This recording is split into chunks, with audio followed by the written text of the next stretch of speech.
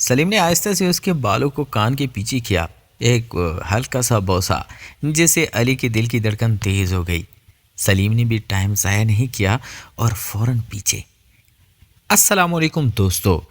کسی کو اندازہ بھی نہیں تھا کہ کسی گاؤں کے پرائمری اسکول کے سادہ سے ماسٹر جی کے گھر میں ایک ایسی کہانی جنم لینے والی ہے جو دلوں کو بے قرار کر دے گی۔ یہ کہانی ہے ماسٹر رشید کے بیٹے علی کی، جو 20 سال کا نہایت خوبصورت معصوم چہرے اور گہری آنکھوں والا لڑکا تھا، جیسے دیکھ کر لوگ کہتے تھے جیسے وہ اس گاؤں کے ماحول سے مختلف کسی دنیا کا لگتا ہے۔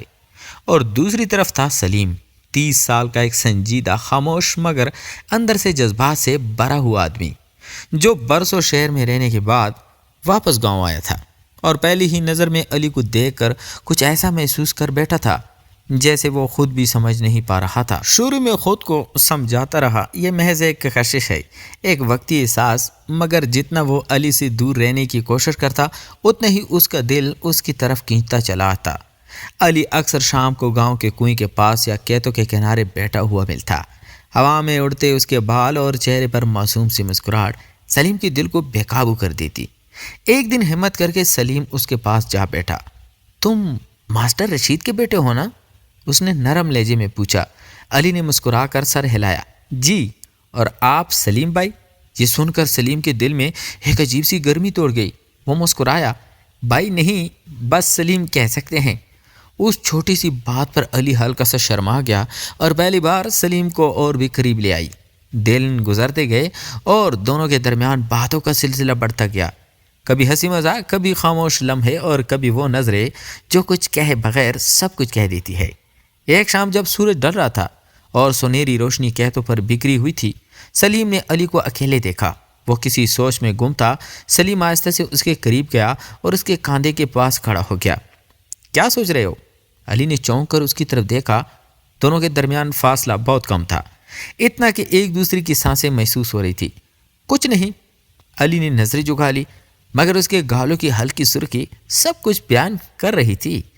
علی نے دھیرے سے اس کے چہرے کے قریب آ کر کہا، جھوٹ بول رہے ہو؟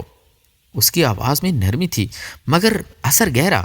علی نے پہلی بار اس کی آنکھوں میں دیکھا اور جیسے وقت رک گیا۔ سلیم نے آہستہ سے اس کی بالوں کو کان کے پیچھے کیا، ایک بہت ہلکا سا لمس جس سے علی کے دل کی دھڑکن تیز ہو گئی۔ وہ پیچھے ہٹنا چاہتا تھا مگر قدم جیسے زمین میں جم گئے۔ تم بہت خوبصورت ہو۔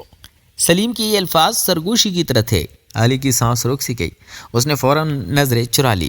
ایسا مت کہیں، مگر اس کی آواز میں انکار کم اور جھجک زیادہ تھی۔ اسی لمحے سلیم نے اس کے ماتھے کے قریب آ کر بہت ہلکا سا بوسہ دے دیا، ایک ایسا لمس جو حد میں رہتے ہوئے بھی دل کو ہلا دے۔ علی جیسے ساکت ہو گیا۔ اس نے فوراً آنکھیں بند کر لی جیسے وہ اس احساس کو سمجھنے کی کوشش کر رہا ہو۔ چند لمحوں بعد وہ تیزی سے پیچھے ہٹا۔ یہ ٹھیک نہیں ہے، مگر اس کے الفاظ میں یہ سختی نہیں تھی جو ہونی چاہیے تھی۔ سلیم نے گہری سانس لی۔ شاید ٹھیک نہیں، مگر جو سچ ہے وہ یہ ہے کہ میں تمہیں نظر انداز نہیں کر پا رہا۔ فضا میں ایک عجیب سی خاموشی چھا گئی۔ دونوں کے دل تیزی سے دھڑک رہے تھے اور وہ جان چکے تھے کہ یہ صرف ایک معمولی تعلق نہیں رہا، مگر انہیں یہ بھی معلوم تھا کہ یہ راستہ آسان نہیں ہوگا، کیونکہ ایک طرف گاؤں کی نظریں تھیں اور دوسری طرف ماسٹر رشید کا سخت سایہ، اور یہ تو ابھی شروعات تھی، اصل آزمائش تو ابھی باقی تھی۔ اگلی شام گاؤں کی فضا کچھ بدلی سی محسوس ہو رہی تھی، جیسے ہوا میں کوئی اندیکھا دباؤ شامل ہو چکا ہو، اور علی کے دل کی کیفیت بھی کچھ ایسی ہی تھی، بے چینی، گھبراہٹ اور ایک عجیب سی کشش جو اسے بار بار سلیم کی طرف کھینچ رہی تھی۔ وہ خود کو سمجھانے کی کوشش کر رہا تھا کہ جو کچھ ہوا وہ بس ایک لمحاتی کمزوری تھی، مگر جیسے ہی وہ اس لمحے کو یاد کرتا اس کے دل کی دھڑکن تیز ہو جاتی اور وہ خود سے نظریں نہیں ملا پاتا۔ دوسری طرف سلیم بھی سکون میں نہیں تھا۔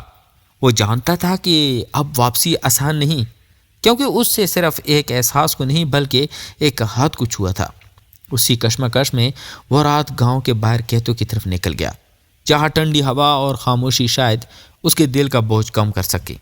مگر وہ حیران رہ گیا جب اس نے وہاں علی کو پہلے سے موجود پایا، چاندنی میں کھڑا جیسے کسی کا انتظار کر رہا ہو۔ دونوں کی نظریں ملی تو چند لمحوں کے لیے سب کچھ رک سا گیا، نہ کوئی سلام، نہ کوئی سوال، بس خاموشی جو بہت کچھ کہہ رہی تھی۔ تم یہاں؟ سلیم نے آہستہ سے پوچھا۔ علی نے ہلکی سی سانس لی۔ پتہ نہیں، بس دل نہیں مانا گھر میں رہنے کو۔ اس کے الفاظ سادہ تھے مگر مطلب گہرا۔ سلیم آہستہ آہستہ اس کے قریب آیا۔ اس بار دونوں کے درمیان وہ جھجک پہلے جیسی نہیں تھی، بلکہ ایک انکہی سمجھ تھی۔ کل کی بات سے ڈر گئے ہو؟ سلیم نے نرمی سے پوچھا۔ علی نے نظر جھکا لی۔ ڈرا ہوا ہوں، مگر صرف اس بات سے نہیں۔ سلیم نے قریب ہو کر کہا۔ پھر کس بات سے؟ علی نے آہستہ سے اس کی طرف دیکھا۔ اس بات سے کہ مجھے وہ لمحہ برا نہیں لگا۔ یہ سن کر سلیم کے چہرے پر ایک ہلکی سی مسکراہٹ آ گئی، مگر اس نے خود کو سنبھالا کیونکہ وہ جانتا تھا کہ یہ نازک وقت ہے۔ اس نے دھیرے سے علی کا ہاتھ تھام لیا۔ اس بار علی نے ہاتھ نہیں چھڑایا، بس اس کی انگلیاں ہلکی سی کانپ رہی تھی۔ ہر احساس غلط نہیں ہوتا، سلیم نے آہستہ سے کہا۔ کبھی کبھی ہم بس اسے ماننے سے ڈرتے ہیں۔ علی نے کچھ نہیں کہا، مگر اس کی گرفت تھوڑی مضبوط ہو گئی، جیسے وہ خود بھی اس سچ کو قبول کرنے لگا ہو۔ ہوا میں ہلکی سی خونکی دی اور اسی خاموشی لمحے میں سلیم نے آہستہ سے علی کو اپنی طرف کھینچا۔ اس بار قریب آنا پہلے سے زیادہ فطری لگ رہا تھا، جیسے دونوں اس لمحے کے منتظر تھے۔ سلیم نے اس کے چہرے کے قریب آ کر رک کر اجازت طلب نظروں سے دیکھا، اور علی نے آنکھیں بند کر کے جیسے خاموشی سے جواب دے دیا۔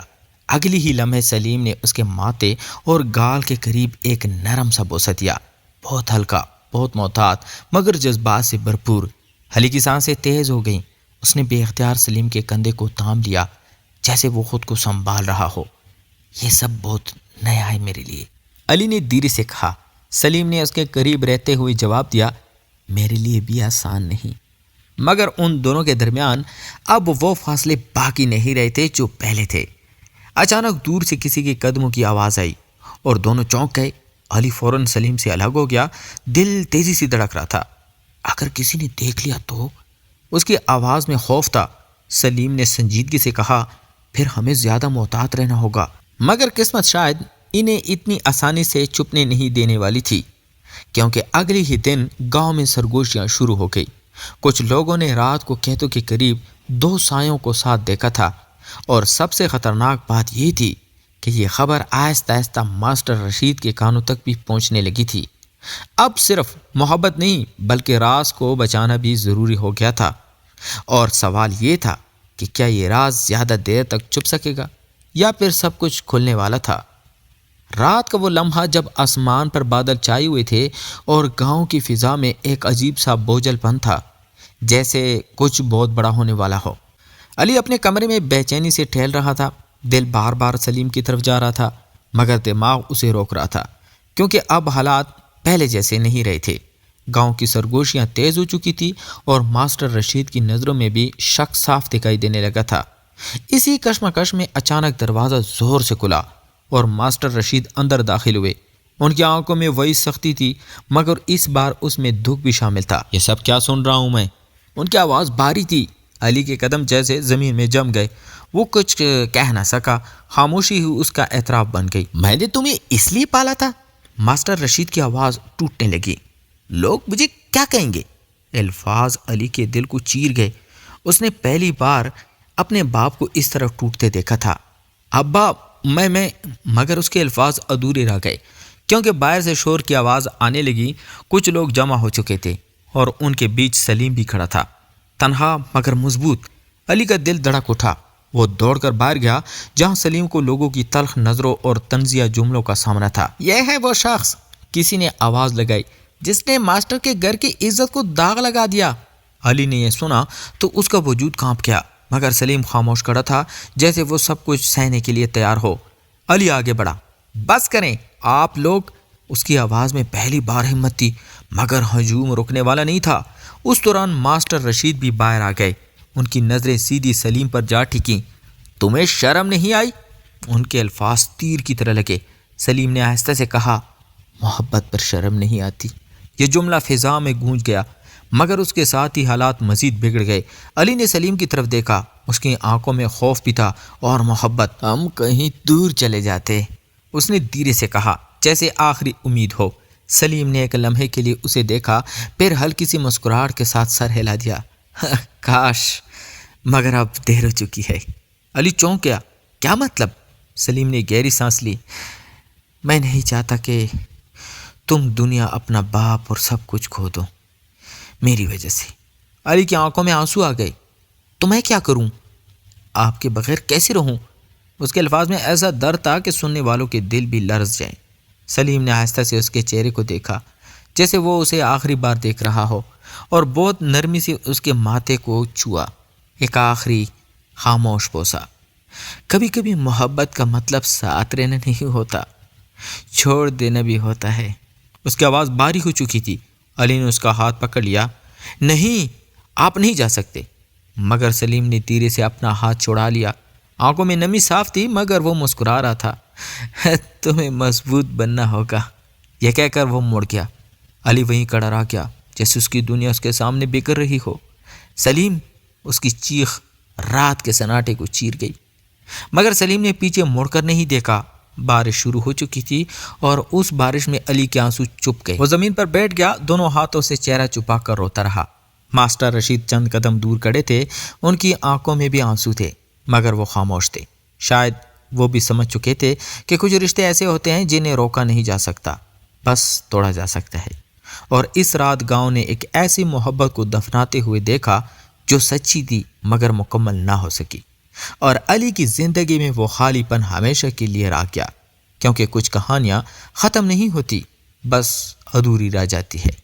تو پیارے دوستو، کیا سچی محبت ہمیشہ ساتھ رہنے کا نام ہوتی ہے، یا کبھی کسی کے لیے خود کو پیچھے ہٹانا بھی محبت ہے؟ اگر آپ علی کی جگہ ہوتے تو کیا کرتے؟ چھوڑ دیتے یا ساتھ رہنے کی کوشش کرتے؟